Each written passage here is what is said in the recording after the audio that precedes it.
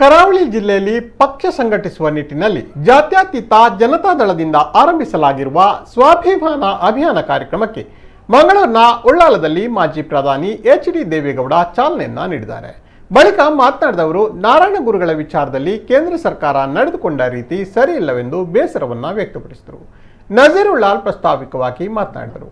ಕಾರ್ಯಕ್ರಮದಲ್ಲಿ ಪದ್ಮಶ್ರೀ ಪುರಸ್ಕೃತರಾದ ಮಹಾಲಿಂಗ ನಾಯ್ಕ್ ಮತ್ತು ಅಕ್ಷರ ಸಂತ ಹರೇಕಳ ಹಾಜಬ್ಬ ಅವರನ್ನ ಸನ್ಮಾನಿಸಲಾಯಿತು. ವಿಧಾನ ಪರಿಷತ್ ಸದಸ್ಯ ಬಿ.ಎಂ. ಫಾರೂಕ್, ಜಿಲ್ಲಾಧ್ಯಕ್ಷ ಜಾಕೆ ಮಾಧವಗೌಡ, ಮಾಜಿ ಜಿಲ್ಲಾಧ್ಯಕ್ಷ ಮೊಹಮ್ಮದ್ ಕುಂಜಿ, ಮಹಿಳಾ ಘಟಕದ ಅಧ್ಯಕ್ಷೆ ಸುಮಿತಿ ಹೆಗ್ಡೆ ಸೇರಿದಂತೆ ಹಲವು ಮಂದಿ ಕಾರ್ಯಕ್ರಮದಲ್ಲಿ ಪಾಲ್ಗೊಂಡರು.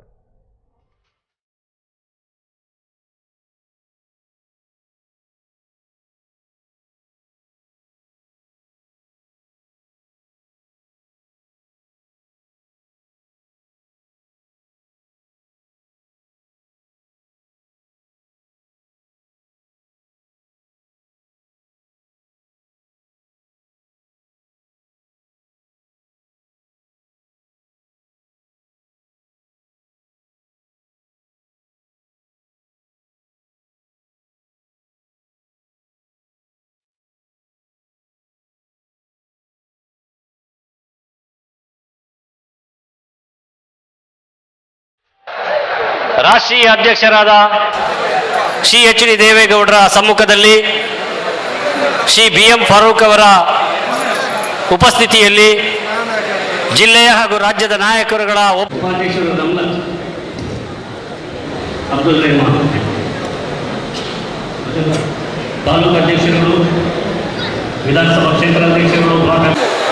ಪ್ರತಿ ತಿಂಗಳು 2 ಜಿಲ್ಲೆ ಆದರೂ ಮುಗಿಸ್ತೀನಿ. ಪಕ್ಷ ಉಳಿಸ್ಬೇಕು ಅನ್ನೋ ಹಂಬಲ ಇದೆ ನನಗೆ. ಒಂದು ಪ್ರಾದೇಶಿಕ ಪಕ್ಷ ಯಾಕೆ ಇರಬೇಕು ಅನ್ನೋದ್ರ ಬಗ್ಗೆ ನಾನು ತುಂಬ ವಿಶ್ಲೇಷಣೆ ಮಾಡಬಲ್ಲೆ. ಈಗ ಅದರ ಕಾಲ ಭಾಳ ಕಡಿಮೆ ಇದೆ, ನಿಲ್ಲಿಸ್ತೇನೆ, ಬರ್ತೇನೆ, ಮತ್ತೆ ನಾನು ನಿಮ್ಮ ಜೊತೆಲೇ ಇರ್ತೇನೆ. ಖಂಡಿತ ಈ ಪಕ್ಷಕ್ಕೆ ಶಕ್ತಿನ ನೀವು ಕೊಡ್ತೀರಿ ಅನ್ನೋ ವಿಶ್ವಾಸ ಇದೆ ನನಗೆ.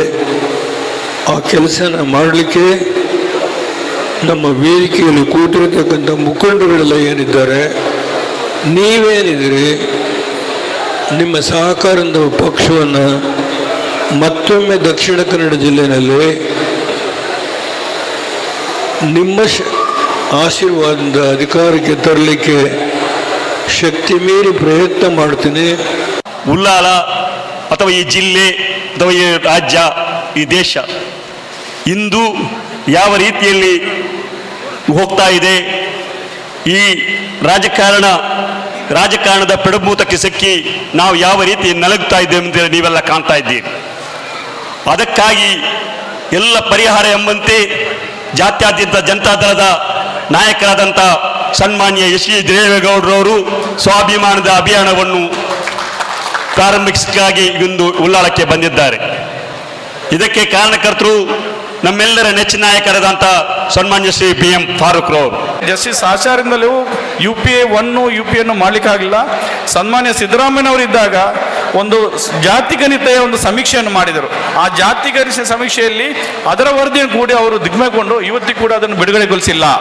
ಯಾಕಂದರೆ ಅದರಲ್ಲಿ ಕೂಡ ಅಲ್ಪಸಂಖ್ಯಾತರ ಸುಮಾರು 80 ಲಕ್ಷ ಕೋಟಿ ಇದ್ದಾರೆ ಈ ರಾಜ್ಯದಲ್ಲಿ ಇದ್ದಾರೆ ಅಂತ ಹೇಳಿ ಅದನ್ನು ತಂದಿಲ್ಲ. ಇಂಥಲ್ಲಿರುವಾಗ ಈಗ ನಾವು ಇದನ್ನೆಲ್ಲ ನೋಡಿ ನಾವು ಯೋಚನೆ ಬೇಕಾಗೋದು, ನಮಗೆ ಒಂದು ಪರ್ಯಾಯ ಪಕ್ಷ. ಆ ಪರ್ಯಾಯ ಪಕ್ಷ ಇರುವುದಂದ್ರೆ ಅದು ಜಾತ್ಯತೀತ ಜನತಾದಳ. ಬಹುಶಃ ಕುಮಾರಸ್ವಾಮಿ ಅವರು 2 ಸಲ ಮುಖ್ಯಮಂತ್ರಿ ಆದಾಗ ಕೂಡ ಒಂದು ಒಳ್ಳೆಯ ಒಂದು ಅಡ್ಮಿನಿಸ್ಟ್ರೇಟಿವ್ ಕೊಟ್ಟಂಥ ಒಂದು ವ್ಯಕ್ತಿ. ಈ ಮಂಗಳೂರಿಗೆ ಬಗ್ಗೆ ಬಹಳಷ್ಟು ಅವರಿಗೆ ಪ್ರೀತಿ ಇದೆ.